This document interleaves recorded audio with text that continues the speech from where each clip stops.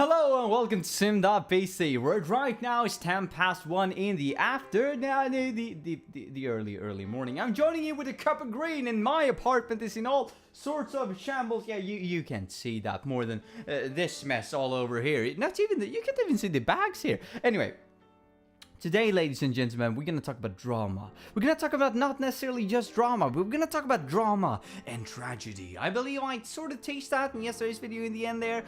It's gonna be good. It's all I say, right? Because we're gonna continue with the same form of structure. We're gonna continue with the same 5 questions. And I'll say, without any further ado, let's get into the first question. That is heavily character based. And that very first question is, how would I go about designing the scope of the characters? What would the main character gravitate towards? Now, I think in every good drama, the key is to have a lot of people to play off of, right? The best way of creating drama is placing someone in a popular situation directly when their bodies start to change, when they get to these hormones that they can't really deal with, and they start seeing friends in different ways, either as rivals or foes or as lovers. No matter what gender, no matter what place in the world, no matter what status anybody has ever, kept them in mind before, but now it's the biggest deal ever. They want to start dressing in a new way, they want to start behaving in a new way, and they want to start talking in a new way. And that is why I would like to place my character as someone who is very popular by a natural cause, which many of you out there will question, but this is a story, so there can be a bit of fiction in there. But they have naturally gravitated to take in a very popular, quote-unquote, whatever you mean by popular really, but in this case it's, everybody would like to talk to them. They're the center of the conversation, the butt of every joke. No, maybe not the butt of every joke, but the maker of every joke. Everybody likes to be around this person. That is where my character would start out. But inside, they're highly anxious all of the time because they don't really feel like this is what is supposed to be right. And the reason we'll find out why this feeling is occurring is because this person is someone who is about to hit puberty. And all of the other people in this group are all like 12-year-olds who are about to turn 13, 14. And we will be developing throughout that, playing off the insecurity that is newly created from all of these people who used to be the bestest of friends with nothing which could ever go wrong, right? I mean, the world is so good, but all of a sudden someone's parents are splitting up and someone is starting to move away or need to move away. Someone is having a summer job, which is like the biggest deal in the world, and all of these things starts happening around the main character. So we will start up with someone who is in a group behavior, who is forced towards the more individualistic, once trying to hold all of the group together. Now, the best thing about this, and probably a question that will come later on though, is that the main character, or rather maybe even the main characters, will be able to be faced with trying to pull everybody back together whilst also being forced in a specific direction themselves. So they will be like, I want all of my friends to come back, while simultaneously being pulled away in another direction whatsoever, right? Which always creates this sort of interaction in the the invite to the more grown-up behavior of not everybody having the time to deal with everyone, and not everybody wanting to deal with everyone as they used to before, because now their hormones have started acting up, they've started growing up, their body is starting to change, they're insecure about that, which leads them to be very insecure with some people that they were never insecure around. Anxiety starts to build, but also the excitement of meeting some of the people. For a guy it might be a girl, for a girl it might be a guy, and even more interesting for a guy to meet a guy and a girl to meet a girl, and first maybe see them as a rival or maybe a really good friend, and then realizing they're actually liking them. They're actually might be in love. And there is so many things that you can play out over the course of a drama, but what I would like to keep in mind when it comes to the genre of drama, when it comes to this sort of group behavior, is that it should be a tragedy, because I would like to work with romance and comedy as their own separate genres, sort of, even though they're all part of drama, because drama is sort of dragging everything in. But if I were to look at drama, I would more specifically look at tragedy. And this is a perfect way of creating the good, a good backstory with many characters. Everybody is fine, happy and dandy, and then everything crashes. Their entire world is turned upside down, and this leads them to fight, this leads them to be afraid, this leads them to be anxious, but simultaneously some excitement is growing out of it, and they just need to pull through because now they're growing up, and they need to deal with all of these problems. And over the course of the book, when they start dealing with these problems, they realize how much more of a greater experience it is to be dealing with all of these things, and how they can use this to their advantage, trying to turn the tragedy into something positive and fulfilling in the end. And that's why I would like to present them with this group behavior first, and then have them all torn apart by the rules of nature. Let's move into the second question though. What would be the I can't even speak the English. What would be the geographical confinement of the story? Now, many people would probably be tempted, right, to have a really small confined area where all these people are forced to interact. Maybe it could be sort of a thing as a classroom, right? Everybody's in the same class, everybody were friends, now they start acting up, but they still need to be at the same place. Oh my god, it's such a big deal! And that is a entirely valid point of how to go about creating such a story. However, what I personally would have liked to do, and this might be me doing change just for change's sake, which might not necessarily be good, but I would like to try and spread them out.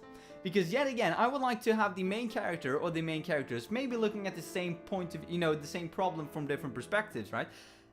With being faced of being this very closely confined group, and then you're spreading them perhaps over a nation, because it makes it more realistic, the suspense of disbelief that they can still go and, see each other more than if they were spread all over the world. But try to spread them at least over a significant geographical distance of each other. Let's just say the confinement of a nation. And let's take a nation such as France or Germany, for instance. That is huge, but it's not that unrealistic that they can take it from one side, or perhaps to the center at least, and meet up. So that I would still create the perspective of all of them could be meeting up, but they still need to, but they still don't see each other all of the time. This in itself can create a tragedy, because first they're pulled aside without them actually knowing, we were all friends, and now we're pulled aside to different ways. I would probably need to find a really good reason for why that is naturally happening in the story, so that it feels natural. But anyway, that's where I would like my characters to end up. And then as they meet up, they realize that not everything is as it was before. First of all, because hormones, and they're starting to act up, and they don't really know who they are anymore, and they try to find themselves. That's a big enough problem. And now they have to deal with all their friends who is going through the same problem, but they don't realize that because people don't talk about their problems. Could be sort of the lesson of the entire book, really. And there are a few ways of going about this. Either you play it out over a year, people meet, they go back, they meet, they go back, they meet, they go back, and then they have the, it's sort of a pocket interaction. You see these interactions in different pockets in time when they interact with each other. Or you have it played out over several years. We can play it out from when they're 12, so right before they hit puberty, or 13, so they're directly hitting puberty, to, puberty probably hits at different times though, which could also be incorporated that someone is feeling left behind, while someone is feeling, anxious because they're the first one, which, awesome, this is just writing itself, isn't it? At least all the problems are. And then it could play out over all of the teenage years. So it could be from 13 to 19, or probably maybe even end at 20, where they will go out with some form of life lesson of, I was really anxious, everybody's opening up to each other, and it's just a fulfilling place to be, and everybody feel like they are stronger for opening up and talking about it and moving on with it than they would be if they hadn't. So they would turn this sort of tragedy over several years into something really strong, a strong foundation on which they can build their future lives on, moving on 20 and forward.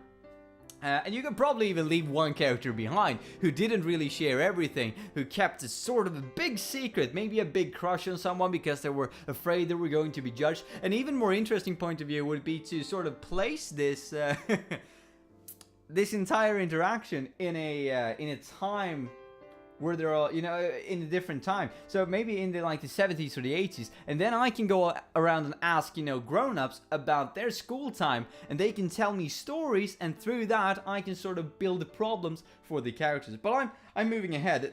But sort of the geographical confinement area, I'm thinking spread them out over a nation, have them meet in a central location of the nation so that they can meet in pockets but then spread out and think about what they've done, being forced to communicate long distance. Things are, things in the communication is being missed because, you can't really convey everything through a letter or a text message. Even though, let's stop the 80s, 70s thing. Let's have them right here, right now. Let's explore what it's like to actually have a long distance communication with a large group when you have a phone. I mean, wouldn't that just be interesting and imaginable? I know there's probably lots of stories out there already about that, but I think that's something that could be really interesting. How do we actually tackle the problems of puberty having this vast communication, and how much communication is actually missed, both because of, information overload, since you can send so much information, and the amount of information that is, lost because you can't really transmit everything through text, video, or pictures. Some things you need to feel face to face, person to person, a hug maybe, yeah, a hug, and you can sort of create this interesting, dynamic between all the characters, where tragedy is the main theme because everybody is feeling anxious and like they're missing out on something, that they aren't the same people that they were before, and they're all going through this personal change, but simultaneously everybody's doing that, as I already went through. Now we probably went on over to question number 3, which is what sort of problem/obstacle could I create for the characters in this genre? Well, I wouldn't say that I established and mentioned 50,000 ones already, especially if you mix and match, right? But there's so much opportunity for you to present a problem to the characters when it comes to tragedy, because creating form of a tragedy, it ain't that hard. It's just about creating an intention for one character that involves another character, try to convey that message, and then have it backfire, so to say, that the point of view they try to get across isn't the one that get across, which means that there's a dissyncrasy in what they think was going on, and that creates a tragedy and a conflict in and within itself. What I would argue to be so much harder is conveying this in a point where, or rather not conveying it, but try to unravel all of the conflicts that you produced in a way that's fulfilling, semi-realistic, sort of, people can probably suspend their disbelief to some degree, but still trying to connect it with some form of logic, rhyme, and reason, and which is becoming so much harder when you're presenting it in a place where everything is so changeable, so malleable, so flexible as the teenage years, where not only their body is heavily changing, but they're probably their perception of the world, not just their own world, but their perception of how the world around them is changing as well, because it's very influential years. And how then do we actually maintain some form of internal logic with logic that is changing all of the time? It's a hard question to answer, to be sure, but it's probably a so much vastly more interesting question as well because of that. At least that's my interpretation of the entire project, right? Of the entire how I would go about the genre. So rather than finding a compelling conflict, which there are many, I would think it's harder in this specific genre to find a fulfilling unraveling of that conflict, since conflicts could be so many. And due to that, you can say that it's hard coming up with the specific, deep, understandable, interacting all of the characters in a natural way, while still maintaining the focus on the main character or main characters throughout the book or story, and having the conflict really deep with them. Well, that's really hard because that's so multi-layered. I need to write forms on each of the individual characters if I were to do that, so I know what their motivations are and so on and so forth, but I will probably do that anyway, no matter where we get down. Let's move on to question number 4. Who would be the intended target audience if you were to write the story within the genre? Well, let's just say tweens to teens. Yeah, probably. Maybe even kids, because they can see what it's like moving in. Maybe young adults as well. This is probably quite broad, because when you look at tragedy, the older people who are not the same age as the people in the book are probably going to be able to relate to a lot of the conflicts, a lot of the misconceptions. Not necessarily that it's the same misconception that they have had in their lives, but just the idea that a misconception can happen and a conflict can stem from that. Whilst younger people can be using this as a window to look into puberty and be like, this is a horrifying experience. But also, if they read it to the end of the book, see the why this is good that you come to accept these things that are changing about you, your friends, and around you, and how all of you can just come together in the end if you all bring it together in the end. And don't do like Brenda or whatever. We can name the character. It can be George or whatever, who is keeping that one very interesting secret from the rest of the group, and as a consequence of it goes away from the final encounters sort of depressed, or maybe not full on depressed, but anxious at least, and sort of trying to convey the message that you should share with your friends because that's good to do. You have friends, rely on them. Not meaning that you should push all of your problems on them unnecessarily, but come on, rely on your friends. It's good, right? I mean, I've done that several times in the past, and I would like to believe that I'm stronger because of it. Anyway, it's moving into the wrong sort of video. Let's move on to the final question then, and that is, how much enjoyment would I get out of creating something within this thematic genre? Unfortunately, I probably must say not very much. There is a lot of things where I could express different lessons that you're supposed to take away from reading the book. There are lots of conflicts where you could both create that I can take from my own life, from my friends who I've heard of, stories, just imagination, creativity. There's lots of rooms for that. But I imagine that if I were to do all of these things properly and sort of tie it all together nicely and neatly, it would be the most fulfilling thing I've ever done. However, the problem with so many plot threads, so many different personalities to keep track of, it would be like I needed to have an entire second nation, like 15 different families or something, in my head at all times, and knowing what their intentions were, and at all times, in all different situations.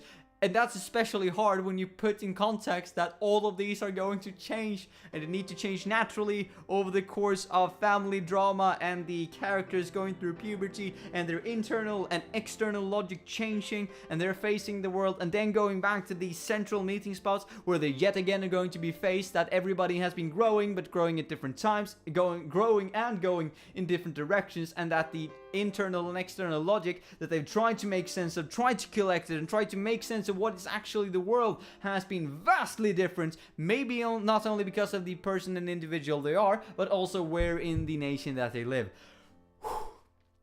Which is why I think it will be more effort than output in my case. We'll see how all of that turns out. It might be that I will be starting doing that, and it would be the best thing I've ever done. But I imagine that there's so much time that needs to go into this. It's like a full-time job experience that you need to put in, and probably have a lot of people read it through, make sure that the reasoning behind the characters are consistent, and, well, it's just a matter of how long would it take writing this story, conveying this story that I would like to tell.